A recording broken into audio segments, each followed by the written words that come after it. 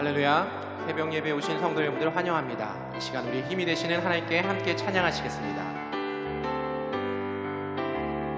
슬픈 마음 있는 사람 예수 이름 믿으면 영원토록 변함없는 기쁜 마음 얻으리.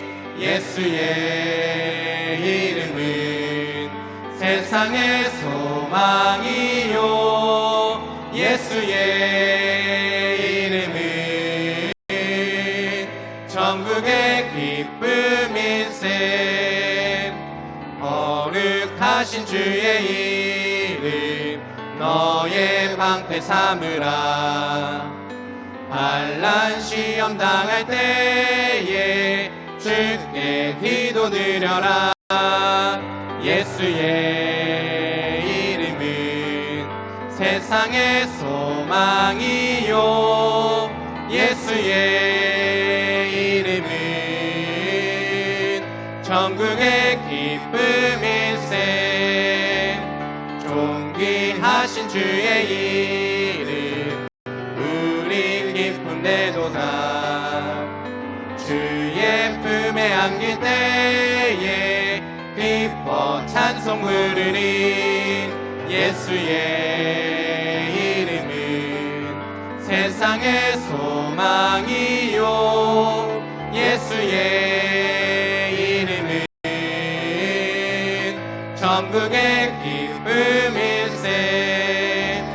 우리 갈 길 나간 후에 보좌 앞에 나가 왕의 왕께 경배하며 면류관을 드리니. 예수의 이름은 세상의 소망이요, 예수의 이름은 전국의 예수 십자가의 흘린 피로써, 예수 십자가의 흘린 피로써 그대는 씻기어 있는가. 더러운 죄 희게 하는 능력을 그대는 참으지 않은가. 예수의 보혈로 그대는 씻기어 있는가.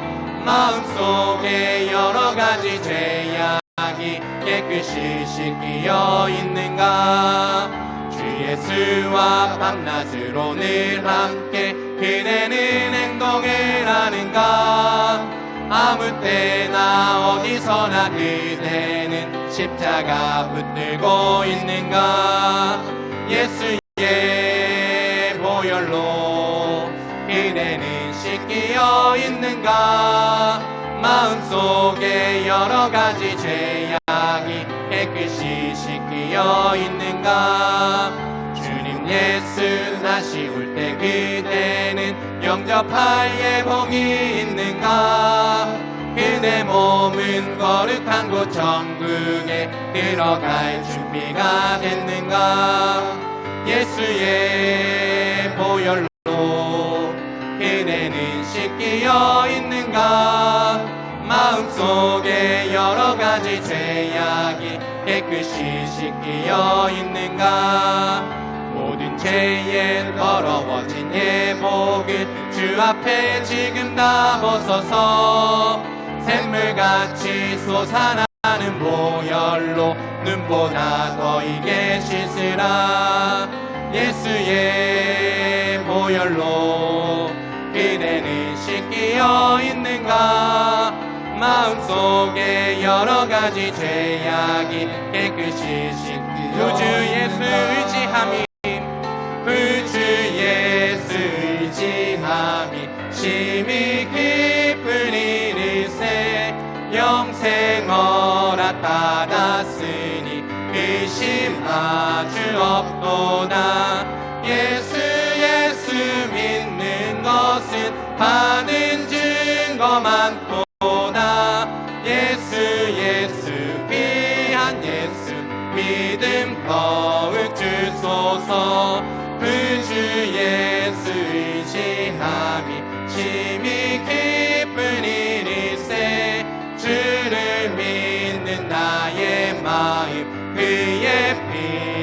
적시네. 예수 예수 믿는 것은 받은 증거 많도다.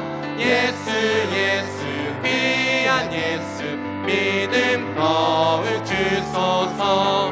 그 주 예수 의지하여 죄악 벗어버리네. 안임 받고 영생함을 주께 모두 얻었네. 예수 예수 믿는 것은 받은 증거 많도다. 예수 예수 귀한 예수 믿음 더욱 주소서. 그 주 예수 의지하여 구원함을 얻었네. 영원 무궁지나도록 주여 함께 하소서. 예수 예수 믿는 것은 받은 증거 많도다. 예수 예수 귀한 예수 믿음 더욱 주소서.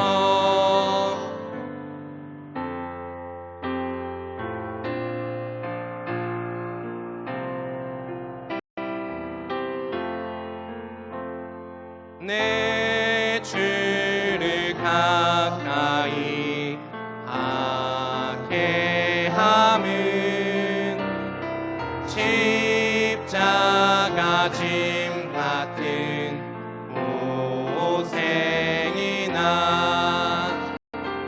내 일생 소원은 늘 찬송하면서 주께 떠나가기 원합니다. 내 고생하는 것 옛 야곱이 골백에 베고 잠 갔습니다. 꿈에도 소원이 늘 찬송하면서 주께 떠나가기 원합니다.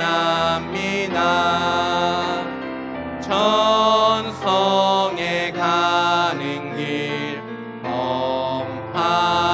험하여도 생명길 내나니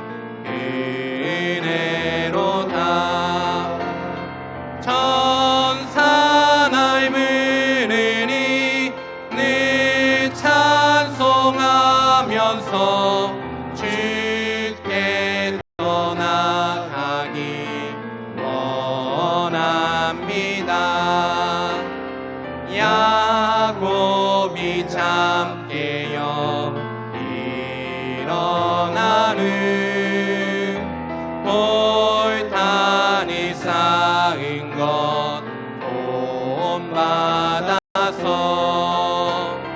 숨질 때 내도록 늘 찬송하면서 주께 떠나가기 내 주를 가까이 하게 함은 내 주를 가까이 하게 함은 십자가 짐 같은 고생이나 내 일생 소원은 늘 찬송하면서 주께 떠나가기 원합니다. 내 고생하는 것 옛 야곱이 골백에 베고 잠 갔습니다. 꿈에도 소원이 늘 찬송하면서 주께 떠나가기 원합니다. 신앙 고백하시겠습니다. 전능하사 천지를 만드신 하나님 아버지를 내가 믿사오며 그 외아들 우리 주 예수 그리스도를 믿사오니 이는 성령으로 잉태하사 동정녀 마리아에게 나시고 본디오 빌라도에게 고난을 받으사 십자가에 못 박혀 죽으시고 장사한 지 사흘 만에 죽은 자 가운데서 다시 살아나시며 하늘에 오르사 전능하신 하나님 우편에 앉아 계시다가 거기로부터 산자와 죽은 자를 심판하러 오시리라. 성령을 믿사오며 거룩한 공교회와 성도가 서로 교통하는 것과 죄를 사하여 주시는 것과 몸이 다시 사는 것과 영원히 사는 것을 믿사옵나이다. 아멘. 사랑과 은혜가 풍성하신 하나님, 오늘도 우리에게 새날을 허락하시고 건강한 모습으로 주의 성전에 발걸음을 옮기게 하시니 감사드립니다. 추석 명절을 보내고 있는 한 주간 변함없이 주의 성전을 찾은 성도들에게 한량없는 은혜를 부어 주시옵소서.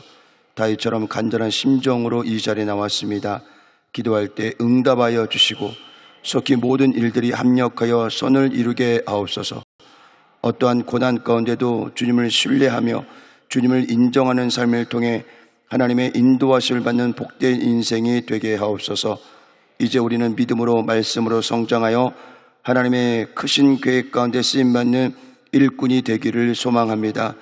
다른 길 가지 않게 하시고 주님이 걸어가신 십자가의 길을 걸어가는 삶이 되게 하옵소서. 오늘 우리에게 주실 하나님의 말씀을 기대하며 주의 음성을 듣기를 원합니다. 주님 말씀하여 주시옵소서. 예수님의 이름으로 간절히 기도드립니다. 아멘. 오늘 은혜 받으실 말씀은 골로새서 3장 12절에서 14절의 말씀입니다. 골로새서 3장 12절에서 14절의 말씀을 다 같이 봉독하겠습니다. 그러므로 너희는 하나님이 택하사 거룩하고 사랑받는 자처럼 긍휼과 자비와 겸손과 온유와 오래 참음을 옷 입고 누가 누구에게 불만이 있거든 서로 용납하여 피차 용서하되 주께서 너희를 용서하신 것 같이 너희도 그리하고 이 모든 것 위에 사랑을 더하라. 이는 온전하게 매는 띠니라. 아멘. 그리스도의 고난과 영적 성장 두 번째 날인데요.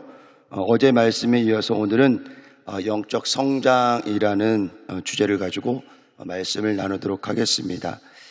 어제 함께 나눌 말씀은 그리스도의 삶에 고난이 불어닥칠 때 우리는 어떻게 반응해야 할까라고 제가 질문을 드리면서 두 가지 답을 저희가 찾았습니다. 첫째는 하나님의 뜻을 발견하라. 함께합니다. 하나님의 뜻을 발견하라. 고난에는 분명한 하나님의 뜻이 있다고 말씀을 드렸습니다. 자, 두 번째는 함께합니다. 장차 다가올 영광을 생각하라. 장차 다가올 영광은 현재의 고난과 전혀 비교가 되지 않는다고 말씀을 드렸습니다. 우리가 고난 가운데 하나님의 뜻을 발견하면 장차 우리에게 다가올 축복을 바라보게 되고요. 그 바라봄의 법칙대로 고난 뒤에 축복이 임하고 장차 주님과 영원한 삶을 살게 되는 영광이, 그 놀라운 은혜가 우리 삶 가운데 있다는 것을 기억하시길 바랍니다. 오늘 추석 당일인데요. 오늘도 이 자리에 나오신 여러분들에게 이 축복이 풍성히 임하시기를 주님의 이름으로 간절히 축원을 드리겠습니다. 자, 그렇다면 고난을 통과한 그리스도인들에게 나타나는 영적인 성장은 과연 어떤 모습일까요? 오늘 말씀을 통해서 알아보도록 하겠습니다. 첫째 함께 따라하겠습니다. 하나님의 거룩한 성품을 갖춘 그리스도인으로 성장. 띄어쓰기가 좀 잘못됐죠. 하나님의 거룩한 성품을 갖춘 그리스도인으로 성장. 오늘 본문 3장 위에 머릿말에 이렇게 기록되어 있습니다. 그리스도와 함께하는 새 사람. 여러분 성경에도 있습니다. 사도 바울은 3장을 시작하면서 우리에게 이렇게 권면을 합니다. 그러므로 너희가 그리스도와 함께 다시 살리심을 받았으면 위의 것을 찾으라. 함께 합니다. 위의 것을 찾으라. 위의 것을 찾으라. 그러면서 2절에 다시 이렇게 강조하고 있습니다. 함께 하겠습니다. 위의 것을 생각하고 땅의 것을 생각하지 말라. 그러면서 5절 이하에 그리스도인이 버려야 할 옛사람의 성품과 행실을 언급하고 있는데요. 함께 하겠습니다. 음란과 부정과 사욕과 악한 정욕과 탐심과 분함과 노여움과 악의와 비방과 부끄러운 말과 거짓말이라. 11가지입니다. 어쩌면 나와 있는 저 11가지의 그 모습들이 우리 안에 조금씩은 다 남아 있을 것입니다. 오랜 신앙생활과는 상관없이 여전히 옛 모습들이 남아 있다는 것이죠. 대형 산불이 일어날 때 시작은요, 처음부터 산이 다 타는 것이 아니라 누가 버려진 담배꽁초나 작은 불씨를 통해서 불이 번지면서 대형 산불로 일어나게 되죠. 여러분, 우리가 새 사람이 되었다고 우리가 늘 강조하고요, 이렇게 새벽제단 쌓고 기도하고 금식하고 봉사하고 헌신하면서 나는 그래도 신앙에 바르게 자라고 있구나라고 생각은 하고 있지만, 이 작은 불씨를 완전히 제거하지 않으면요, 언제든지 저 11가지의 좋지 않은 모습들은 올라오게 돼 있단 말이에요. 그래서 꺼진 불도 다시 보자. 아멘. 그것까지 완전히 제거해야, 그래야 대형 산불이 안 일어납니다. 그렇게 신앙생활을 해야 하나님께서 기뻐하시는 삶을 살 수 있다는 사실을 여러분이 기억하시길 바랍니다. 그래서 5절에 사도 바울이 강력하게 권면합니다. 땅에 있는 지체를 죽이라. 크게 한번 할까? 시작. 땅에 있는 지체를 죽여야 돼요. 그러면서 사도 바울은 2가지 측면으로 다시 구분을 하는데요. 그 첫째는 5절 이하의 마음으로 짓는 죄는 죽이라 그래요. 마음으로 짓는 죄는 죽이라. 그리고 8절 이하의 행위로서 짓는 죄는 벗어버리라. 다 죽이래요. 다 벗어버리래요. 그래야 온전한 그리스도인이 될 수 있다고 사도 바울은 우리에게 이야기를 하고 있습니다. 우리는 이것을 흔히 이야기하는 혈기라 그러죠. 혈기. 정말 신앙생활 잘 나가도 운전대만 잡으면 혈기가 올라올 수 있죠.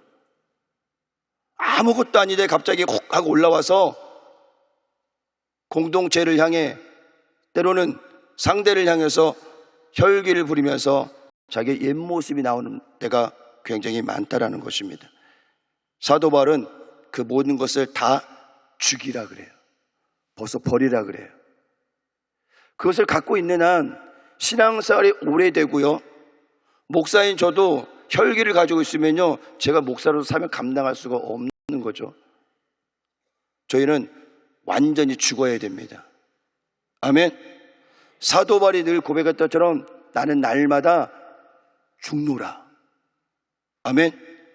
함께 고백하겠습니다. 나는 날마다 죽노라. 그리고 위의 것을 생각해야 돼요. 땅에 있는 것을 우리가 집착하는 한 위에 있는 것을 생각할 수가 없다는 거죠. 땅의 것이 다 죽어야 비로소 우리가 하늘에 있는 것을 생각할 수 있다는 것입니다. 저희 집에 새 아이가 있는데요, 신발이 좀 낡고 작아 보이는 것 같아서 얼마 전에 신발 가게 데려가서 신발을 한번 신겨봤어요. 근데 새 아이다 한 치수씩 다 컸더라고요. 근데 그거를 꾸역꾸역 이렇게 신고 다녔더라고요. 발이 아프다고 얘기할 만한데 얘기를 안 하다가 큰 아이가 발이 좀 아픈 것 같다라고 해서 한번 가보자 신겼더니 본인이 신고 있던 신발의 치수보다 한 치수를 더 신어야 정상적이었는데 계속 그거를 신고 있었더라고요. 미안하더라고요. 그래서 새 아이다 신발을 똑같이 사줬습니다. 막내가 제일 좋아하긴 했는데 그 새 신발을 신고 막 뛰어다니는 모습을 보면서 정말 우리 안의 기쁨은 그리스도인으로 새 옷을 입었을 때 진정한 기쁨이 나올 수 있겠구나. 옛 신발을 신고 있으니까 걸어 다니는 것 같은데 마음도 힘들고 얼굴에 인상 쓰고 아빠 신발 언제 사주나 이런. 여러분, 그리스도인으로 새 옷을 입어야 돼요. 옛 모습을 다 버려야 돼요. 아멘. 제가 가지고 있던 새 컬레 누굴 주고 싶지만 주기에는 조금 너무 낡아서 과감히 버렸습니다. 그리고 며칠 되지 않았지만 아이들이 새 신발을 계속 신고 다니면서 또 이렇게 명절도 다가서 추석이었잖아요. 막 그 신발을 벗지 않으려는 그 마음의 감동들. 여러분들, 우리가 그리스도인으로 새 옷을 입으면요 그렇게 기쁜 거예요. 그렇게 즐거울 수가 없어요. 그렇게 행복할 수가 없다라는 거예요. 왜 여러분들이 마음에 힘들고 어렵고 얼굴에 인상을 써요? 옛 모습이 남아있기 때문에. 아직도 누군가는 미워하고 있기 때문에, 용서하고 있지 못하기 때문에 그 옛 모습을 잊고 있으니까 삶을 살아가도 굉장히 힘들고 어렵고 답답한 거예요. 여러분들, 이 주간이 다 지나면 10월 1일 첫 시작이 되는데 새 옷을 입고 시작하시길 바랍니다. 그래서 성숙한 그리스도인으로 변한다는 것은 무엇이냐? 바로 이것을 우리가 영적 성장이라고 이야기를 합니다. 자, 영적 성장의 출발은 나는 누구인가 라는 것에서 시작이 돼요. 나는 누구인가. 오늘 12절을 말씀합니다. 그러므로 너희는 하나님이 택하사 거룩하고 사랑받는 자처럼. 하나님이 우리를 택하셨대요. 아멘. 거룩하고 사랑받는 자처럼 우리가 그렇게 자화상을 가지고 있는 거예요. 근데 우리가 잘 몰라요. 하나님이 택하신 것도 잘 모르고 거룩하고 하나님의 사랑으로 선택하신 그걸 잘 이해할 수가 없다라는 거예요. 그러니까 뭐요? 땅에 있는 것을 생각하면서 육신의 마음으로 살아가게 된다는 것이죠. 우리는 이 질문에 이렇게 대답을 해야 됩니다. 함께 크게 따라하겠습니다. 나는 그리스도인입니다. 누가 여러분들에게 당신 누구입니까? 라고 질문을 던지면 나는 그리스도인입니다, 하나님의 백성입니다 라고 자신 있게 이야기할 수 있어요. 아멘. 누가 물어봤을 때 우물쭈물하면 안 돼요. 나는 그리스도인입니다, 나는 그리스도입니다, 나는 하나님이 택하신 백성입니다 라고 자신 있게 이야기할 수 있어야 돼요. 오스왈드 챔버스의 7번째 책인 그리스도인의 정체성에 이런 이야기가 있습니다. 그리스도인이 그리스도인의 정체성을 확고히 갖고 있지 않다면 그리스도인으로 삶을 살 수 없습니다. 그래요. 간단한 문장이지만요 너무 많은 의미를 담고 있어요. 나는 정말 그리스도인으로 살고 있는지, 성도로 살고 있는지, 사명자로 살고 있는지를 다시 한번 질문을 던져봐야 된다는 거예요. 그 정체성은 무엇일까요? 그 답을 베드로전서 2장 9절에서 이렇게 말씀하고 있습니다. 함께 읽겠습니다. 오직 너희는 택하신 족속이요 왕같은 제사장들이요 거룩한 나라요 그의 소유된 백성이니 이는 너희를 어두운 데서 불러내어 그의 기이한 빛에 들어가게 하신 자의 아름다운 덕을 선전하게 하려 하심이라. 너희가 전에는 백성이 아니더니 이제는 하나님의 백성이요 전에는 국류를 얻지 못하였더니 이제는 국류를 얻은. 우리의 자화상이에요. 전에는 국류를 받지 못했대요. 지금은 국류를 받은 자라고. 하나님이 택하신 백성이에요. 거룩한 나라예요. 그의 소유된 백성이라는 거예요. 그게 우리의 자화상이고 정체성이라는 거예요. 이거 잊어버리는 순간 우리는 다른 길로 갈 수 있다는 거예요. 이 말씀을 마음에 잘 새기시기를 주의 이름으로 축원을 드립니다. 이 긴 문장을 제가 한 문장으로 요약을 했는데요, 함께 따라하겠습니다. 하나님의 소유가 된 백성. 문장이 길잖아요. 딱 저걸로 여러분들 기억하시면 됩니다. 하나님의 소유가 된 백성. 믿으시면 아멘. 우리가 세상 가운데 살고 있지만요, 세상에 공존하고 있지만요, 세상 사람이 아닌 구별된 거룩한 삶을 살아가는 성도임을 여러분이 기억하시기를 주의 이름으로 축원을 드립니다. 그래서 12절에 그러므로라는 부사가 있어요.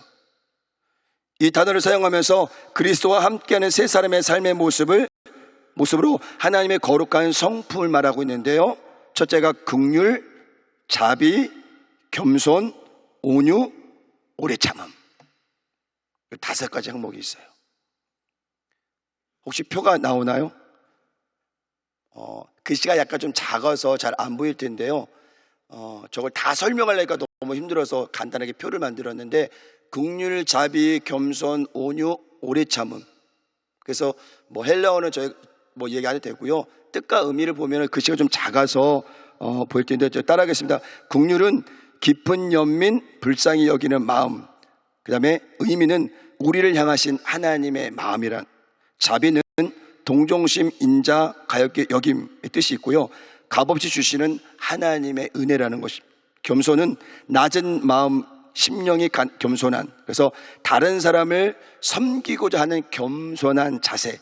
온유는 유순함, 온화함, 부드러움의 뜻이 있고요, 하나님의 다스림에 순종하는 삶, 그게 온유입니다.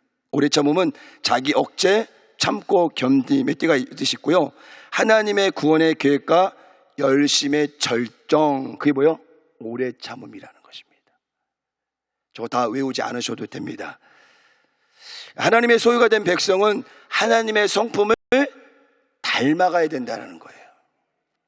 하나님처럼 완전한 성품을 가질 수는 없지만 천국 갈 때까지 우리는 계속해서 성장하고 성숙하고 노력해야 돼요.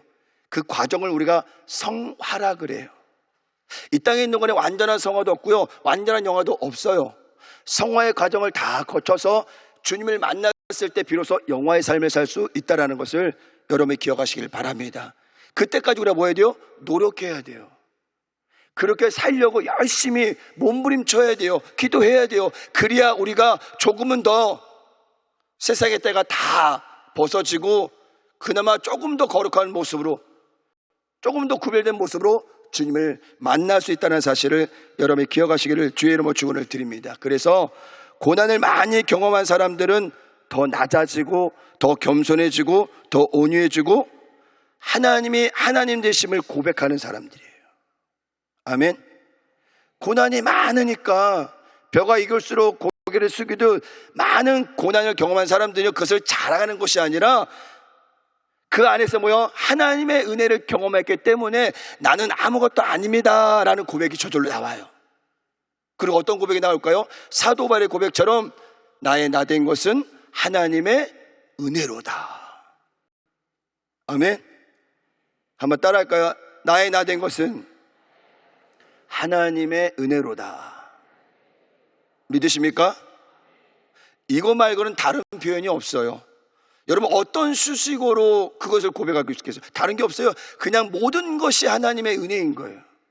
이 은혜를 잊지 않는 사람들은 겸손하게 될 수밖에 없어요. 낮아질 수밖에 없어요.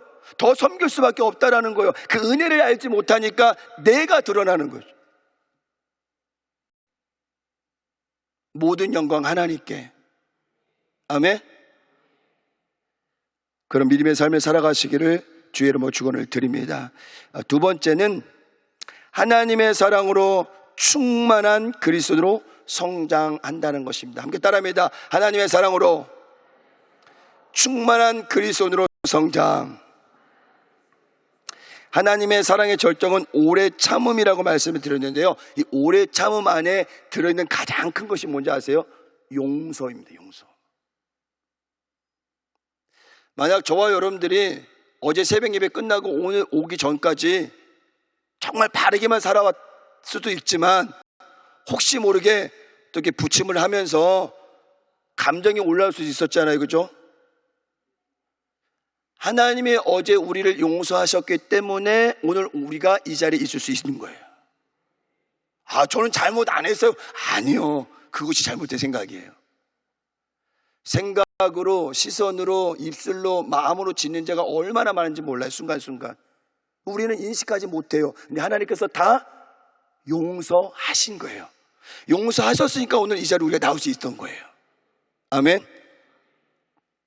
그래서 내가 오늘 호흡할 수 있는 거, 예배할 수 있는 거, 그것도 하나님의 은혜라는 사실을 여러분이 기억하시길 바랍니다. 그래서 13절에 이렇게 말씀하고 있습니다. 누가 누구에게 불만이 있거든 서로 용납하여 피차 용서하되, 함께 하겠습니다. 주께서 너희를 용서하신 것 같이 너희도 그래요. 누가? 주께서 우리를 용서하신 것 같이 너희도 그렇게 하래요. 이미 우리는 용서함을 받았어요. 용서함을 받은 존재이기 때문에 우리가 다른 사람을 용서 안 한다? 그건 말이 안 돼요. 이미 큰 죄에서 우리가 용서함을 받았는데 왜 우리는 상대의 그 잘못에 용서하지 못하고 혈기를 부립니까? 왜 감정을 가지고 있어요? 공동체 안에서 생겨날 수 있는 불평거리, 즉 실수나 비난거리를 이해하고 용납하라고 사도 바울이 권면하고 있는 거예요. 그런데 이게 잘 되지 않습니다. 여기서 용납이라는 의미는 상대의 부족한 부분이나 실수를 지적하기보다는 품으라는 거예요. 아멘. 이 품으라는 의미를 제가 집에서 나오다가 막 묵상하다가 어떤 표현이 좋을까라고 생각할 때 이런 이해가 필요하겠더라고요. 함께 따라하겠습니다. 다시 그럴 수도 있겠구나.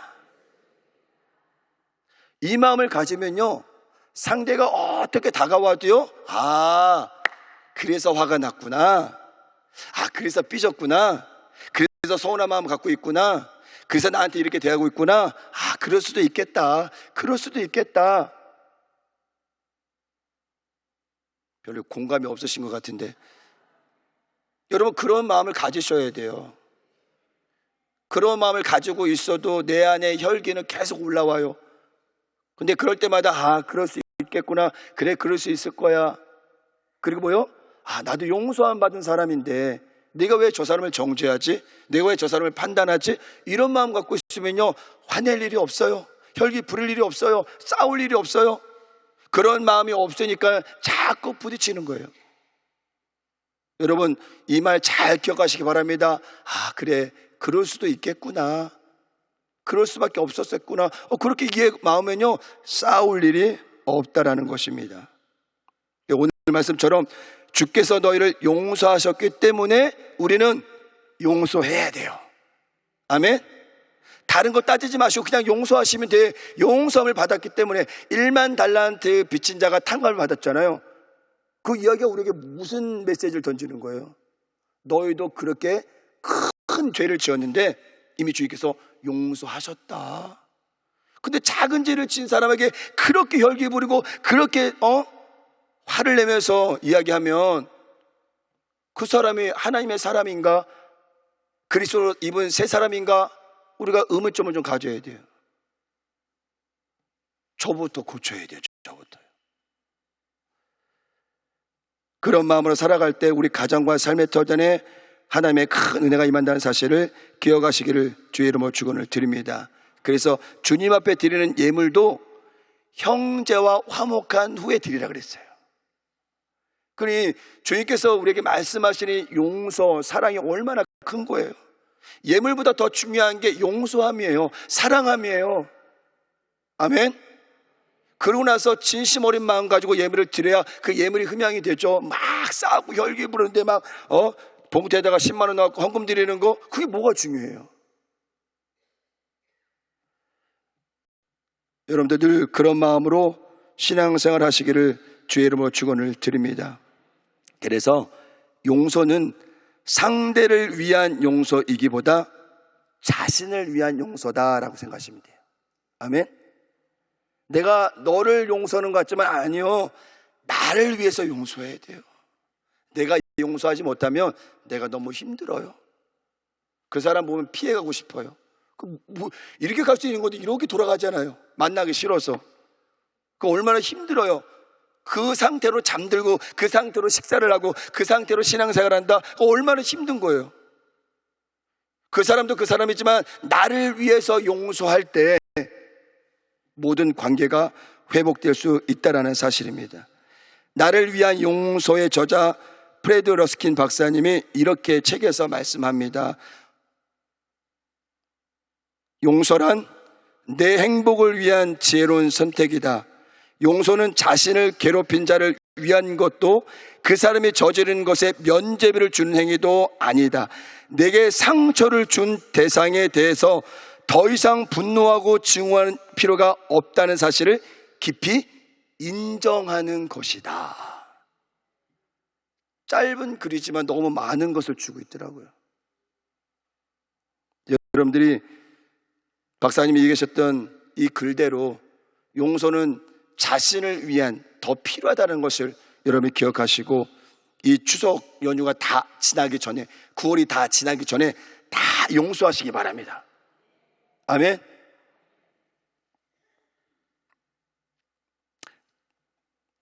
말씀을 정리하다가 당회당 이영 목사님의 저서에 이 모든 일을 사랑으로 행하라라는 책이 있는데요. 저 책을 예전에 제가 이제 읽고 계속 보고 있는데 맨 마지막을 넘겨봤더니 마지막 이 두꺼운 책에 마지막 제일 소제목이 하나 있어요. 그 소제목에 조그맣게 글이 올라가 있는데 그 제목이 뭐라 했냐면 세상의 소금이라고 되어 있어요. 세상의 소금. 그리고 마지막 문단에 목사님께서 이렇게 말씀을 정리를 하셨습니다. 우리 함께 읽어보도록 하겠습니다. 시작.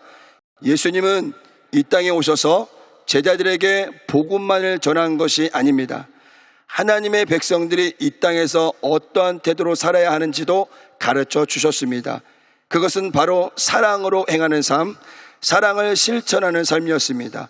우리는 사랑을 실천함과 더불어 우리의 삶에 다가오는 모든 일들을 하나님의 사랑으로 해석할 수 있어야 합니다. 저는 좀 마지막 문구에 굉장히 큰 도전을 받았어요. 모든 일을 사랑으로 행하라가 큰 제목이었거든요, 책에. 근데 마지막에 뭐라 했어요? 모든 일을 사랑으로 해석을 하래요. 사랑으로 바라보래요. 그러면 모든 것이 뭐요? 사랑으로 행할 수 있는 동기부여가 된다라는 거예요. 내가 바라보는 대로, 내가 생각하는 대로 내 삶이 이루어지거든요. 내가 사랑하겠다고 생각하면요, 모든 대상을 봐도요, 다 사랑할 수 있어요. 내가 미워하는 마음을 갖고 있으면요, 어떤 사람이 다가와도 미워할 수밖에 없다라는 거예요. 사랑으로 해석하시길 바랍니다. 아멘. 오늘 이 말씀이 주는 말씀이 주님께서 뭐요? 이미 너희가 용서를 받았으니까 너희도 용서해라. 그 첫 번째고요. 오늘 당회장 목사님 마지막 주셨던 말씀처럼요, 모든 일을 사랑으로 해석을 할 때 비로소 우리는 우리 공동체 안에 사랑으로 연합되고 하나 될 수 있다는 사실을 여러분이 기억하시기를 주의 이름으로 축원을 드립니다. 추석 연휴가 오늘 당일인데요, 온 가족 함께 모일 텐데 여러분, 어제는 부침을 하셨다면 오늘은 이 말씀을 잘 기억하시고, 그래, 내가 사랑으로 우리 남편, 사랑으로 우리 아내를, 사랑으로 우리 자녀를, 우리 일가 친척을, 주변 이웃들을 바라보고 해석하겠다. 더 중요한 건 뭐요? 우리가 이미 하나님께 큰 사랑을 받았어요. 용서함을 받았다라는 거예요. 그거보다 더 중요한 게 없다라는 말씀. 그러니까 당연히 용서하셔야 돼요. 아멘. 오늘 이후로 집에서 싸웠다는 소리가 들리면 그거 이상한 거예요. 우리 여의도 순복음교회가 그렇게 사랑으로 연합되고 하나 되어서 하나님의 큰 일을 감당하는 복된 교회가 되기를, 또 여러분이 되시기를 주의 이름으로 축원을 드리겠습니다. 기도합니다. 하나님, 그리스도의 고난과 영적 성장이라는 주제로 추석 명절 이틀 동안 말씀을 나누었습니다. 그리스도인들에게 다가오는 고난은 축복입니다. 그리고 은혜입니다. 그리고 한 단계 더 성장하는 과정임을 마음에 새기게 하시고, 어떠한 고난 가운데서도 변함없이 주님을 신뢰하고 의지하며 예배를 통해, 기도를 통해서 주님의 은혜를 경험하는 우리 모두가 될 수 있도록 인도하여 주시옵소서. 더 깨어지고 부서질 것이 많은 우리의 인생입니다. 주님, 우리를 깨뜨려 주시옵소서. 물과 성령으로 거듭나게 하여 주시고 이제 귀로 듣는 하나님에서 눈으로 주님을 바라보는 성숙한 그리스도인이 되게 하옵소서. 이 모든 것 위에 사랑으로 더하겠습니다. 모든 일을 사랑으로 행하고 사랑으로 해석하겠습니다. 추석 명절을 맞아 온 가족이 사랑으로 하나 되고 용서하여 사랑으로 연합되고 사랑으로 승리하는 복된 명절이 될 수 있도록 인도하여 주시옵소서. 올해 우리 교회가 5만 성도 달성에 한 마음으로 달려가게 하시고 절대 긍정과 절대 감사로 승리하게 하옵소서. 오늘도 주의 제단 앞에 귀한 예물 드린 손길을 기억하여 주시고 축복하여 주시옵소서. 예수님의 이름으로 간절히 축복하며 기도하옵나이다. 아멘. 하늘에 계신 우리 아버지여, 이름이 거룩히 여김을 받으시오며 나라가 임하시오며 뜻이 하늘에서 이루어진 것 같이 땅에서도 이루어지이다. 오늘 우리에게 일용할 양식을 주시옵고 우리가 우리에게 죄 지은 자를 사하여 준 것 같이 우리 죄를 사하여 주시옵고 우리를 시험에 들게 하지 마시옵고 다만 악에서 구하시옵소서. 나라와 권세와 영광이 아버지께 영원히 싸움나이다. 아멘. 하나님께 영광의 말씀 올리겠습니다. 오늘 말씀을 생각하시면서 기도해 주시고요. 당연히 목사님 사역과 건강을 위해서 계속적으로 함께 중보해 주시길 바랍니다. 오늘 또 새벽에 가우쳐 나오신 여러분들의 기도 제목이 응답될 수 있도록 성령 충만하도록 우리 주여 삼창하시고 간절히 통성으로 기도하겠습니다. 주여, 주여, 주여. 하나님 아버지의 은혜와 사랑을 감사드립니다. 주님께서 사랑하시고 인도하셔서 하나님께 하는 삶을 살게 하시고 모든 거룩한 믿음과도 주님 바라보며 믿음으로 승리할 삶을 살게 하시니 감사드립니다. 하나님 우리 안에 사랑이 넘치게 하셔서 우리 안에 그리스도의 성품을 품게 하여 주셔서 하나님 우리 안에 있던 모든 음란과 부정과 사욕과 악한 정욕과 탐심과 분함과 도염과 악의와 비방과 부끄러운 말과 거짓말의 사랑을 들어보실 거예요. 주의 영광이 우리 안에 충만하게 임하기를 원하옵소서. 그들과 자비와 겸손과 우리 창고 역사하게 해주옵소서. 아버지 하나님의 역사가 우리가 하나님의 아버지의 주의 영광을 바라보고 그 영광을 통하여 내가 성경적으로 상상하고 성수받으시도록 성령님 역사하시기를 원하나이다.